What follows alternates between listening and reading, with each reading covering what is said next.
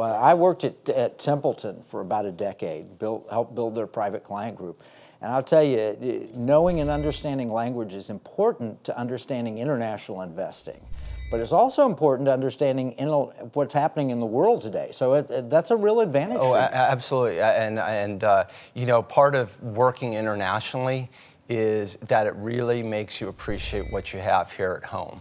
I've lived, worked, and traveled in 40 countries.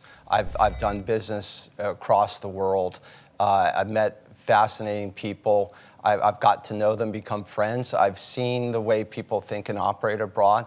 But I come home and I'm always thankful for the blessings that God bestowed on this country and on us, and that's our responsibility to continue them and make sure that they're fully realized. Yeah, so you work at the Treasury Department, which I imagine is very helpful.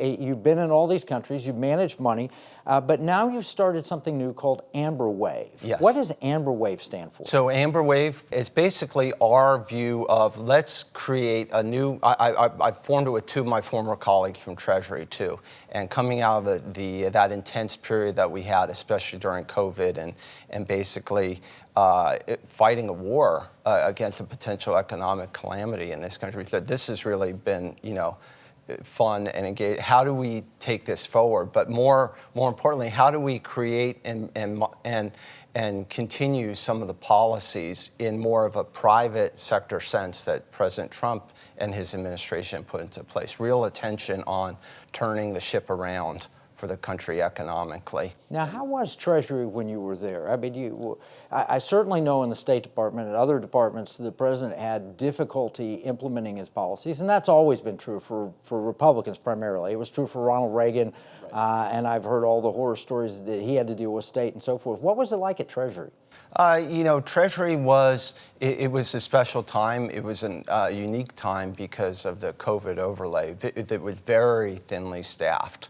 So we probably had 30 or 40% of the personnel that we could have. And then during the height of the crisis too, we probably had 10% of people in the building. So it was really a close feeling of working together in a battle.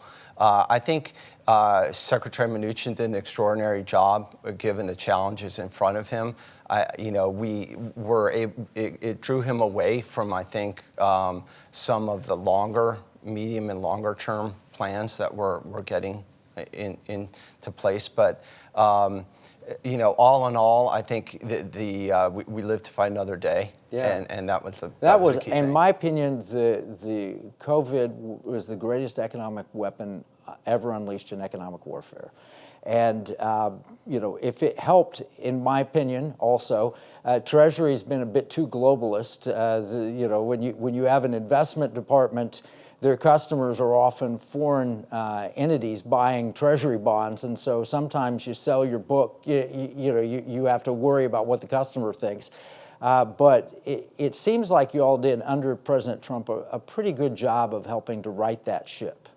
I think so. I think we were certainly heading in the right direction. We were really trying to reassert America's role through some of these multilateral financial institutions, which had really kind of lost their way and were being co-opted really by our adversaries. So beginning to take that back. It's probably something that a lot of people don't give a lot of attention to, but it really helps extend U.S. policy around the world through the investments that are made. Yeah, well, tell me about your colleagues. You came over with two colleagues. Yeah.